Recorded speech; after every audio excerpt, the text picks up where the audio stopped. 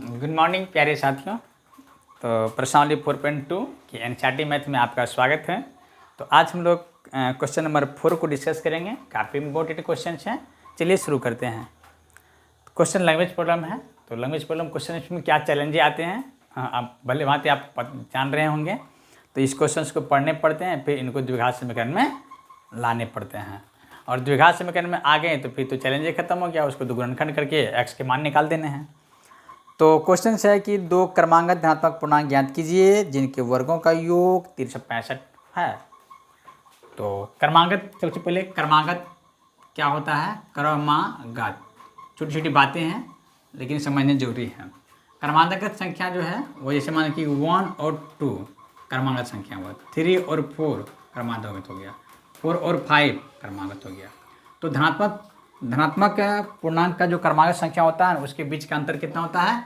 1 होता है। देखिए 2 में से 1 जाएगा तो 1 बचेगा, 4 में से 3 जाएगा तो 1 बचेगा, 5 में से 4 जाएगा तो 1 बचेगा। आप मोटा मोटी कह सकते हैं कि लगातार संख्या या गिनती की संख्या जो होता है ना वही क्रमागत संख्या होती है। तो 2 क्रमागत संख्या लिए इसलिए हमने 2 लिया। अगर 3 कह देते तो कहते हैं कि सर 3 ले लीजिए, 4 ले लीजिए, 5 ले लीजिए। सबका बीच का अंतर कितना होता है? 1 ही तो होता है ना। या 1 2 3 ले लेते हैं, 3 क्रमांक संख्या होता है 3 तक लेते हैं। कहीं से आप उठा सकते हैं, बस लगातार होना चाहिए, डिफरेंस 1 होना चाहिए। तो वे क्रमागत संख्या होते हैं। और धनात्मक की बात किए गए हैं तो धनात्मक ही लेंगे, तो ऋणात्मक तो लेने नहीं हैं। चलिए ये बात तो आपको क्लियर हो गया होगा। तो इसको हम थोड़ा हटा देते हैं। चलो यार तुम यहाँ से हट जाओ, तुम्हारा काम हो गया है। हमारे प्यारे बच्चे समझ गए होंगे, ठीक है ना? समझ गए ना? चलिए तो अब क्वेश्चंस को देखिए करने क्या है। तो मानेंगे, तो मान लीजिए कि माना कि चलिए एक्सरसाइज नंबर कितना है आपका? ये 4.2 और क्वेश्चन नंबर कितना है? ये 4 है ना। तो माना कि पहला संख्या बराबर x है, इसलिए दूसरा संख्या बराबर क्या होगा बताओ? x + 1। एम आई राइट या wrong? Right. Why I am right?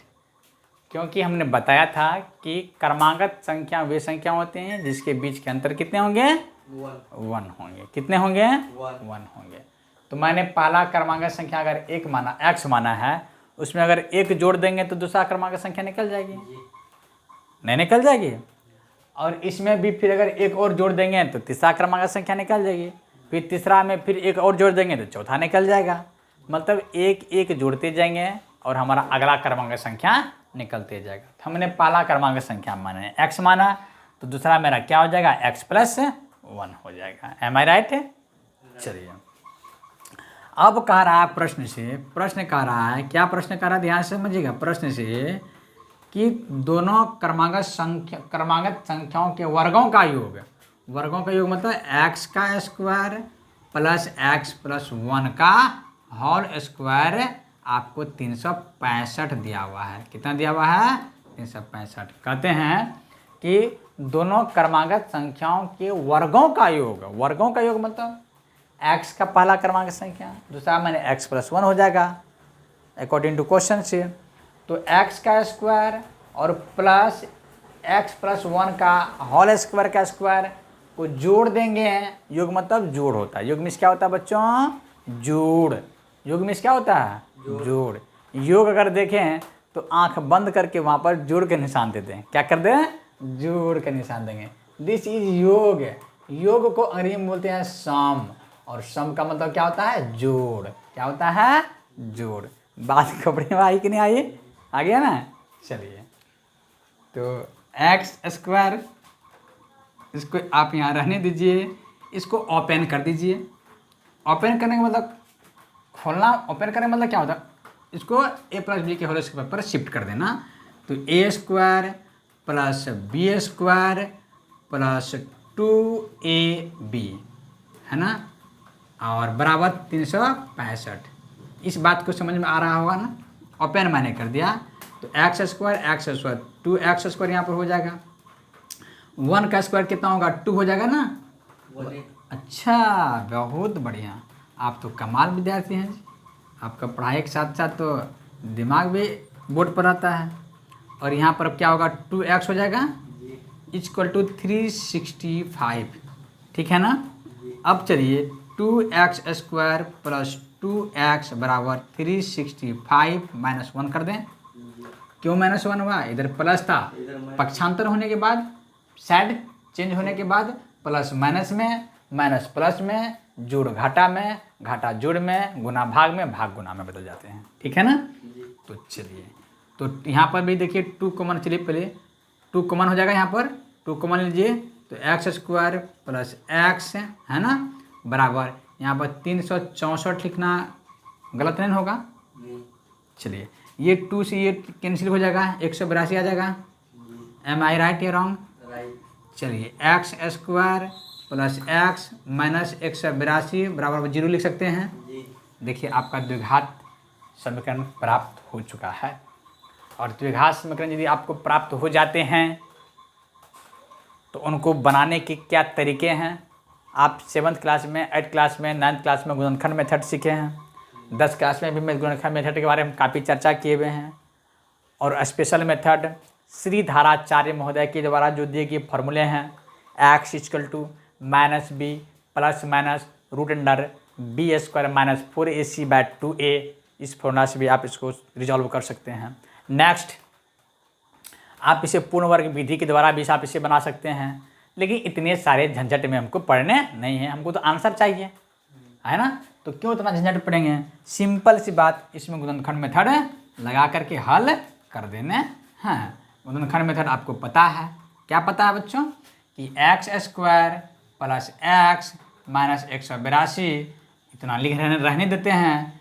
X square minus को प्लस कीजिए, 14x माइनस 13x माइनस 182 बराबर 0 कीजिए। आप कहिएगा सर आपको पता कैसे चला कितना में टूट जाएगा, आप गुणनखंड करके देखेंगे इसका, इतना ही आएगा आपको। इतना काम तो खुद से भी करेंगे ना, सारा काम तो हम कर ही रहे हैं। तो अब यहाँ पर कॉमन ले लीजिए, यहाँ पर कॉमन लेंगे तो x हो जाएगा, तो x प्लस 14 हो जाएगा। यहाँ पर 13 कॉमन होगा तो x प्लस 14 हो जाएगा। यहाँ पर आपका इक्वल टू 0 कर दीजिए, तो कॉमन में हो जाएगा x प्लस 14 और यहाँ पर जाएगा x माइनस 13 इक्वल टू 0 हो जाएगा। तो एक बार आप क्या करेंगे, इतना बराबर 0 कर लीजिए, तो x प्लस 14 इक्वल टू 0, तो x बराबर आपका कितना हो गया, माइनस 14 आ गया। कितना आ गया बच्चों, माइनस 14। बात को याद रखिएगा। अब यहाँ पर x माइनस 13 इक्वल टू 0, तो x बराबर कितना हो गया, प्लस 13 आपका आ गया। आप ध्यान से देखिए, क्वेश्चन में कहा गया है धनात्मक पूर्णांक, क्या कहा गया है, तो ये तो नेगेटिव आ गया ना, तो नेगेटिव तो क्या हो जाएगा बच्चों, रिजेक्ट हो जाएगा। क्या हो जाएगा, रिजेक्ट हो जाएगा। और ये मतलब मेरा पहला धनात्मक पूर्णांक हो गया, इसका मतलब हुआ कि x बराबर मेरा कितना हो गया, 13 हो गया। इसका मतलब हुआ कि दूसरा संख्या अगर हमको निकालना हो, इसीलिए दूसरा संख्या बराबर क्या होगा, क्या था देख लीजिए, x प्लस 1 था ना, है ना। तो x प्लस 1, x का मान आपका कितना निकला है, 13 निकला है। यहाँ पर 13 डालिए, प्लस 1 इक्वल टू 14। लेकिन अतः पहला क्रमांक संख्या बराबर कितना हो गया, 13, और दूसरा क्रमांक संख्या बराबर कितना हो जाएगा आपका, 14। This is answer of this question. क्या आपको क्वेश्चन समझ में आया कि नहीं आया, हल समझ में आया कि नहीं आया, कोई परेशानी? Thanks for watching this video. तब तक के लिए आपको धन्यवाद। फिर नेक्स्ट वीडियो में मिलेंगे।